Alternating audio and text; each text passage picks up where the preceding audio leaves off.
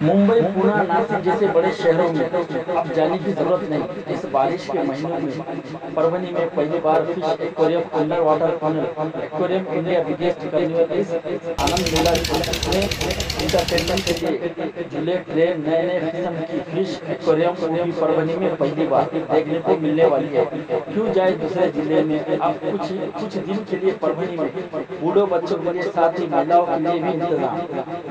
दरगाह road, नूतन ground, ईदगाह मैदान परभनी में original aquarium, under water tunnel aquarium और साथ ही इस मेले के आयोजक अकबर खान और जिलानी भाई ये अपनी जिम्मेदारी से इस मेले में आने वालों लोगों का ख्याल खास स्टाफ की तरफ से रखा जा रहा है। अंडर वाटर टनल एक्वेरियम मेले का जायजा लिया। इस मेले में लोगों की भीड़ लगी है, साथ ही अपने परिवार, छोटे बच्चे को भी आप लोग झूले और ट्रेन में बैठकर आनंद लेते नजर आ रहे हैं। मेले में मालेगांव का स्पेशल हलवा पराठा भी जल्द मिलेगा। इस मेले में खाने से लेकर खिलौने की दुकानें भी लगाई गई है और साथ ही झूले, ट्रेन मनोरंजन के लिए इस मेले में नजर आए। आप इस वीडियो में नजारा देख सकते हैं। इस मेले का टाइम 4 बजे से रात 10 बजे तक चलता रहेगा। ये मेला परभनी के दरगाह रोड, नूतन ग्राउंड, ईदगाह मैदान में शुरू किया गया है ताकि परभनी की जनता का मनोरंजन यहीं से हो सके। हम आपसे अनुरोध करते हैं, बारिश, पानी, हवाई के मौसम में अपने घर पर ही रहे। अगर आपको एंटरटेनमेंट ही करना है तो क्यों ना हम अपने जिले में, परभनी शहर में ही करें। इस मेले को साथ हमें देना है ताकि मनोरंजन के लिए अच्छे ऐसे एंटरटेनमेंट ठेकेदार ला सके। इस फिश एक्वेरियम साथ ही अलग अलग तरह के झूले वो भी बारिश के मौसम में जेब पर ध्यान रखते हुए इतने कम दामों में टिकट वो भी दूसरे मेलों से अधिक कीमत में ही। एक बार आए या बार आए, आप आए अपने परिवार को लाए।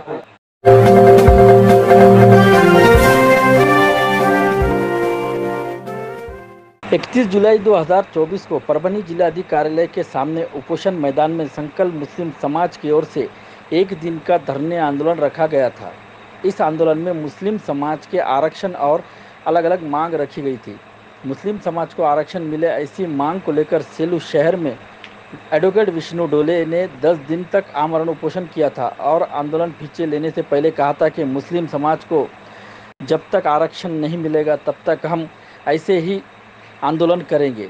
और साथ ही कहा था आरक्षण, मुस्लिम आरक्षण मांग की थी और साथ ही कहा कि आरक्षण के लिए एल्गार मोर्चे का आयोजन हमने रद्द करके एक दिन का धरने आंदोलन किया और कहा कि इसी तरह से जब तक आरक्षण नहीं मिलेगा, इसी तरह से नए नए तरीकों का आंदोलन लोकशाही मार्ग से किया जाएगा। आंदोलन को कामयाब करने के लिए इस वक्त वहां पर एडवोकेट विष्णु डोले, एडवोकेट इम्तियाज़ खान, नासिर शेख शरीफ, अखिल मुल्ला, जाफ़र खां पठान, नईमुद्दीन कौसलीकर, इन्हीं के साथ सक्कल मुस्लिम समाज मौजूद था।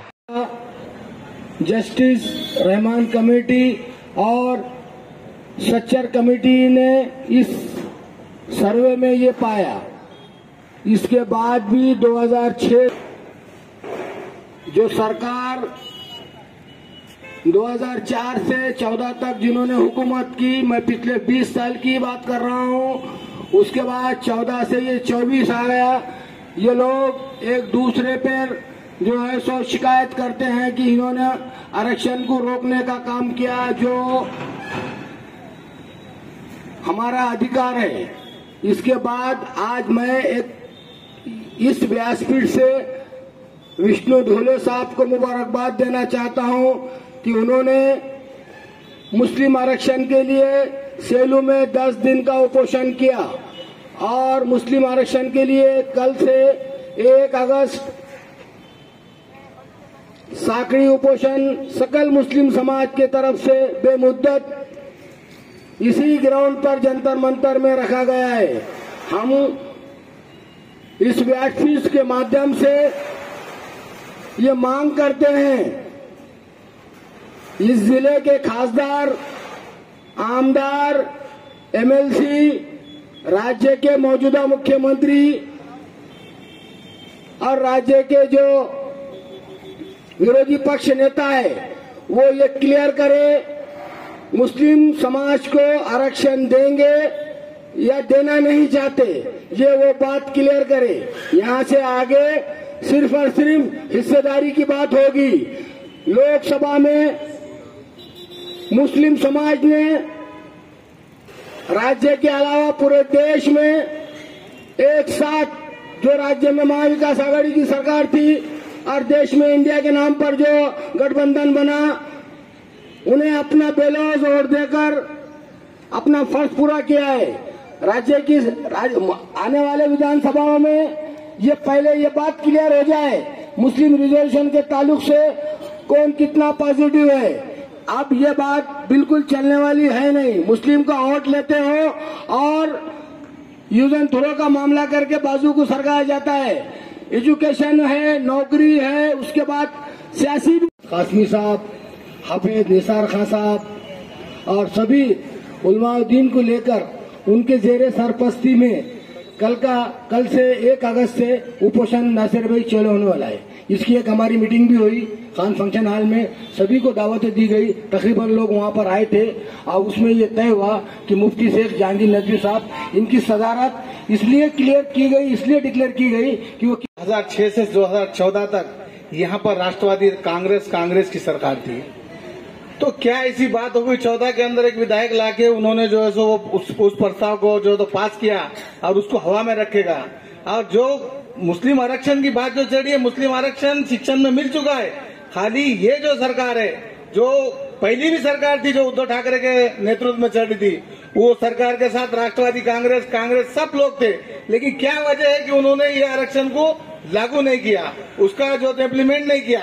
ये हमको पूछने की जरूरत है। हमको ये पूछने की जरूरत है कि हमारे वोट तो ले रहे तुम, बीजेपी को डरा कर खासदार बन जा रहे, आमदार बन जा रहे, आमदार बन के हमारे लिए क्या आवाज उठा रहे वहां जाकर? कोई 1 रुपए की आवाज नहीं उठा रहे। इसलिए हमको ये सोचना पड़ेगा आने वाली विधानसभा के अंदर, ये राज्य सरकार का काम है कि यहाँ पर आरक्षण लागू करे। क्यों तो वो अमल बजौनी हो, किस लिए हो? क्योंकि इसको हाईकोर्ट ने जो सुप्रीम कोर्ट ने भी आदेश दिया है कि मुस्लिम आरक्षण 5 तक के शिक्षण के अंदर देना चाहिए, बाकी चीजों के अंदर छोड़ो। आज मुस्लिम समाज किस लिए वो 4 कमेटियों ने जो उसके ऊपर जो सो रिसर्च करे कि भाई मुस्लिम समाज पिछड़ा हो चुका है। बाबा साहब के संविधान को अगर ये मानने वाले, ये चलाने वाले, ये राज्य चलाने वाले लोग रहते तो आज मुस्लिम समाज इतना पिछड़ा नहीं होता। बाबा साहब के वाक्य को नहीं समझते, बाबा साहब के संविधान के विरोध में सरकार चला रहे, दादागिरी की सरकार चला रहे। ऊपर केंद्र में दादागिरी की सरकार है, नीचे राज्य में दादागिरी की सरकार है। इसकी वजह क्या है कि मुस्लिम समाज डरा धमका कर, उसको दूसरे का भय दिलाकर उसकी क़यादत को खत्म करके काम किया जा रहा है। एक भी ऐसा प्रश्न नहीं विधानसभा के अंदर जो मुस्लिम समाज के आरक्षण के बारे में, जो मुस्लिम समाज के वोट लिए एक ने भी बात करा, क्यों नहीं करा? ये भी हमको पूछना पड़ेगा। ये आने वाले विधानसभा में पूछो। अभी ढोले साहब के जो उपोषण में सेलू में जो उन्होंने आमरण उपोषण लगाया था, उसके अंदर भी ढोले साहब ने बहुत बेहतरीन शुरुआत की है। लेकिन ढोले साहब हमारे मुस्लिम समाज को इतना दबाया गया है, इतना जमीन के अंदर दबा दिया गया है, जैसा वो समाज अभी उठने के काबिल नहीं रहा है। इसकी सबसे पहली रोजी रोटी का मसला है। इसका क्यों नहीं अवेयरनेस हो रहा उसके अंदर? वो घर से निकलता है, उसको 5 बच्चे हैं, उसके बच्चे क्या कर रहे? उसकी रोटी रोजी के लिए वो निकल जाता है बाहर। अगर शिक्षण के अंदर अक्षर मिलता है तो 5 बच्चे रिक्शा चलाने वाला आदमी अपने बच्चों को स्कूल में डालेगा, उसके में पढ़ने के बाद उसके बाद अवेयरनेस आएगा। जब तक अवेयरनेस आने वाला नहीं है, जब तक कोई सरकार हमारे लिए काम नहीं। क्या वजह है तेलंगाना के अंदर 5% आरक्षण है? क्या वजह है कर्नाटक के अंदर 5% आरक्षण है? क्या वजह है तेलंगाना के अंदर 3 करोड़ रुपए जो 3 करोड़ रुपए बजट हुआ माइनॉरिटी का? क्या वजह तेलंगाना के अंदर, जो आंध्रा के अंदर टीडीपी की सरकार है मुसलमानों के हितों में बात कर रही है, लेकिन महाराष्ट्र के अंदर मुसलमानों के हितों की बात करने वाला कोई आमदार, कोई खासदार नहीं है। ऐसी ही चल रही है सरकार, खाली मुसलमानों को दबा और वोट लो। तो मेरी इस ढोले साहब के जो धरने आंदोलन के माध्यम से ये सरकार को चेतावनी है कि जो आरक्षण मुस्लिम समाज को दिया गया हाई कोर्ट की ओर से, सुप्रीम कोर्ट की ओर से, वो आरक्षण को जल्द से जल्द ये पौसड़ी अधिवेशन में लागू किया जाए। और आने वाले विधानसभा के अंदर अगर ये नहीं होता है तो सकल मुस्लिम समाज ये बात को सोचेगा कि वोट किसको डालना है। डाल दिया, हराने वाले को, जिताने को वोट डाल दिया तो भय में डाला, डर में डाला। ऐसा नहीं डाला। ये भी सरकार चला के देखे ना, उद्धव ठाकरे भी हुकूमत में था ना, अढ़ाई साल हुकूमत करा, राष्ट्रवादी उसके साथ थी, कांग्रेस उसके साथ थी, क्या वजह है फिर आरक्षण लागू नहीं करने की? ये पूछना पड़ेगा ना। वहां ये बात यहाँ पर धरने आंदोलन के हिसाब से तो हम कर रहे हैं, लेकिन ये बात विधानसभा के अंदर भी करना पड़ेगी ना। सारे लोगों ने हमारे वोट लिए, तो वो जो सेकुलर के नाम पे डंडा पीट के वोट ले रहे हैं, तो उसने हमारी बात को भी रखना चाहिए ना कि मुस्लिम समाज के लिए आज हमने 4 कमेटियां केंद्र शासन ने गठित करके राज्य सरकार को उसका अल्टिमेटम दी की मुस्लिम समाज को आरक्षण देके। खूप धन्यवाद करतो मी तुमच्या कंपनीचं. आणि उद्यापासून जे आपलं सकल उपोषण जे आपण चालू ठेवणार आहे ते सकल उपोषण आपण सगळ्या समाजातील संघटना, सामाजिक संघटना यांना समाविष्ट करून घेऊ, त्यांना तसं पत्र देऊ. आता मुस्लिम समाजाविषयी सांगायचं असलं तर आपण लोकसभेला मुस्लिम समाजाची ताकद काय आहे हे सर्व जिल्ह्यांनी बघितलेली आहे आणि मुस्लिम समाज काय करू शकतं. जे सुरुवातीचे जे 20 वर्ष अगोदरचे मुस्लिम समाजाचे विचार जे होते ते कसे होते आणि नंतर कसे होते. मुस्लिम समाज हा मतदानासाठी 50% पेक्षा जास्ती कधी मतदान झालेलं आहे मुस्लिम समाजाचं. मुस्लिम समाज फक्त रोडवर येत नाही विनम्रतेमुळे आणि जे मुस्लिम समाजाचे जे नियम अटी आहेत त्यानुसार येत नाहीये रोडवर, पण जे मुस्लिम समाज जे करू शकतं ते मुस्लिम समाजाने ह्या लोकसभेमध्ये सिद्ध केलं. महाराष्ट्रामध्ये 26 खासदार निवडून देण्याचं काम हे मुस्लिम समाजाने केलेलं आहे आणि मुस्लिम समाजाची ताकद हे महाराष्ट्र आहे. हे हलक्यामध्ये घेत होते मुस्लिम समाजाला बाकीचे सर्व समाज, पण आता हे जे ताकद आहे, मला 20 वर्ष पाडण्यासाठी मतदान केलं, त्याच माणसाला जिंकण्यासाठी मी मुसलमानांनी मतदान केलं नाही. तर मुस्लिम काय करू शकतं. आणि मुस्लिम समाज हा असा समाज आहे की प्रत्येक समाजाच्या पाठीमागे, आता जरांगे पाटलाचं जे उपोषण होतं तर जागोजागी स्टॉल लावून मुस्लिम समाजाने जे काय आमच्या परीने करता येईल ते केलेलं आहे. आणि सुरुवातीपासून जे आहे आरक्षणाचा मुद्दा आहे 5% आरक्षणाचा. मुस्लिम समाजावर म्हणजे विशेष आता सेक्युलर जे चोला घालणारे लोक आहेत सगळे, जे मी नाव नाही घेणार पक्षाचं, त्यांनी प्रत्येक वेळेस काय केलं, अन्याय केलेला, इग्नोर केलेला आहे 5%. बाकीच्या 2-3 राज्यामध्ये मुस्लिम समाजाला 5% आरक्षण पण भेटलेलं आहे. महाराष्ट्रामध्ये आयोग बनले, सगळ्यांनी जास्तीत जास्त लोकांचा संपर्क करू, मुख्यमंत्र्याला निवेदन देऊ, उपमुख्यमंत्र्याला निवेदन देऊ, आपण त्यांना एकदम तीव्र करू. हे म्हणजे आता एकदम सगळेच लोक आमच्या मुस्लिम समाजासाठी कुणी असं बाकीचा समाज मला वाटत नाही आतापर्यंत कोणी आलेला आहे म्हणून, पण तुम्ही पुढाकार घेतला तर आम्ही सगळे लोक जमा करू, सगळ्यांना निवेदन देऊ आणि ह्या वेळेस काय करू, आरपारची लढाई लढू आपण आणि जोऱ्याने करू आपण हे सर्व काम. सगळे समाजाला आपण घेऊन हे करू. बाकी विषय तर ह्याच्यामध्ये सगळे आहेत, ते सगळे विषय सकल मुस्लिम समाज आरक्षण कृती समितीकडून जो बेमुदत आंदोलन उपोषण मैदान जंतर मंतरवर करण्यात येणार आहे, हा जो उपोषण आहे हा आमच्या परभणी येथील प्रख्यात आलेम व मुफ्ती शेख जहांगीर नदवी साहेब, तसेच मौलाना निसार साहेब, मौलाना जहीर अब्बास खासमी साहेब व इतर जे आमचे मुफ्ती आणि मौलाना आहे त्यांच्या मार्गदर्शनाखाली आणि त्यांच्या अध्यक्षतेखाली होणार आहे. कारण की आम्ही मुफ्ती आणि आलेम लोकांना याच्यासाठी पाचारण केला की ते समाजाला आमच्या दिशा दाखवू शकतात आणि बहुतेक लोक त्यांच्याकडे बोट दाखवतात की बाबा हे या पक्षाचे त्या पक्षाचे आहे आणि आम्ही विविध पक्षामध्ये काम करतो, जसे की जाफर खान साहेब बीएसपी मध्ये, नासेर खान साहेब आमचे राष्ट्रवादीमध्ये, मी MIM मध्ये आणि आमचे ढोले साहेब वंचित मध्ये, असे विविध पक्षीय लोक असताना अध्यक्षता कोणाला द्यावी तर सर्वपक्षीय एक बैठक झाली आणि त्या बैठकीमध्ये सर्वानुमते असा पारित करण्यात आला की मुफ्ती जहांगीर नदवी साहेब हे कोणत्याही पक्षाशी संबंधित नसल्यामुळे त्यांना सकल मुस्लिम समाज आरक्षण कृती समितीचा अध्यक्ष करण्यात आला.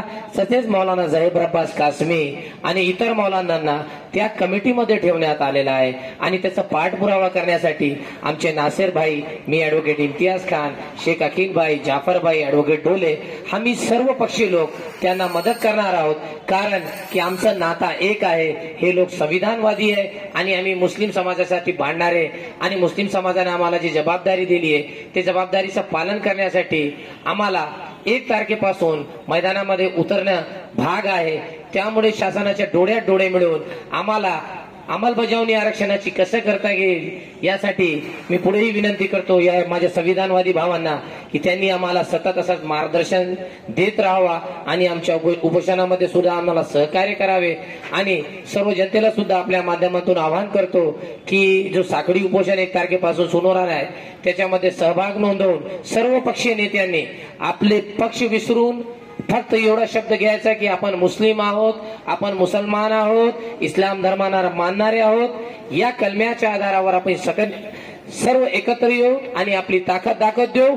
एक मुस्लिम लाख मुस्लिम, एक ही मिशन मुस्लिम आरक्षण या संदेशाद्वारे, या ब्रीद वाक्याद्वारे आपण दाखवून देऊ की आमचा मुस्लिम समाज हा पेटलेला आहे आणि आपल्या हक्काची जाणीव त्यांना झालेली आहे। आपण आपले हक्क आणि अधिकार घेण्यासाठी मुस्लिम समाज सज्ज झालेला आहे, निवडणुका तोंडावर आहे आणि जर आम्हाला आमचा हक्क मिळाला नाही तर आमच्या संविधानवादी भावांनी जे लोकशाही मार्ग आम्हाला दाखवलेला आहे त्या मार्गाने आम्ही बेमुदत आंदोलन करून आमचा हक्क आणि अधिकार त्यांच्याकडून घेऊ एवढी अपेक्षा करतो आणि माझ्या भावांचा धन्यवाद करतो। जय हिंद, जय महाराष्ट्र। एडवांस बुकिंग शुरू है इफ्तिखार पार्क की sky line contractor and engineer private limited की पेशकश इफ्तिखार कॉलोनी साथ ही शुरू की जा रहा। दूसरा प्रोजेक्ट इफ्तिखार पार्क परभनी शहरधार रोड स्थित कलेक्टर द्वारा मान्यता प्राप्त NA44 लेआउट, जिसमें आपको इस प्लॉटिंग में यह सुविधा मिलेगी। मेन रोड 50 फीट और अंदर के रोड 40 फीट 30 फीट, साथ ही साइड में गट्टू भी डाले हुए। हर प्लैट के पास रोड आप देख सकते हैं, आपको नजर आ रहे हैं। रोडों का काम भी अच्छे से मजबूती से किया गया है ताकि आने वाले 40-50 साल तक रोड नाली की दिक्कत ना आ सके। इस तरह से ध्यान में रखकर प्लैटिंग को डेवलपमेंट की गई है। आपको सारी सुविधा मिलेगी, जैसे हर घर में नल भी होगा, हर प्लॉट पर नल कनेक्शन जोड़ा गया है और रोशनी के लिए लाइट भी अच्छे से पोल बिठाए गए हैं और 30 फीट पर बोर को पानी, 2.5 से 3 फीट पर मुरूम 2।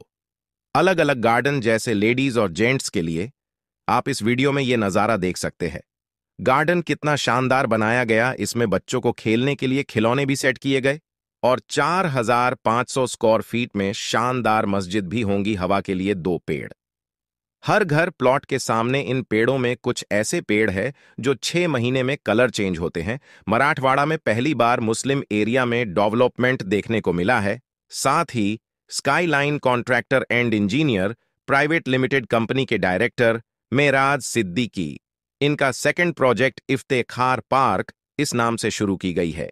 ये भी इसी इफ्तिखार कॉलोनी की तरह ही डेवलप किया जा रहा है। कलेक्टर NA44 और साथ ही एडवांस बुकिंग शुरू की गई है। इस प्लैटिंग में सिर्फ 115 प्लॉट है, जिसमें एक ही साइज 22 बाय 40 के 71 प्लॉट निकाले गए, जिसकी कीमत 13,50,000 रुपए रखी गई है इफ्तिखार पार्क की। और एक खास बात, इस प्लैटिंग से सीधे धार रोड को रास्ता भी निकाला गया है। इसमें भी लाइट नल नाली रोड और हर प्लैट के सामने पेड़ लाइट पोल, खुद की DP, जिनकी ख्वाहिश है ताकि वो ख्वाहिशमंद भी ले सके। इफ्तिखार पार्क आमदनी और जरूरत पर ख्याल रखते हुए ये प्लॉट निकाले गए। आप भी एक बार जरूर जाकर देखें और अपने सपनों को पूरा करें। जानकारी के लिए मौलाना अब्दुल रशीद नदवी, इन्हें 9997077513 इस नंबरों पर कॉल करके जानकारी हासिल कर सकते।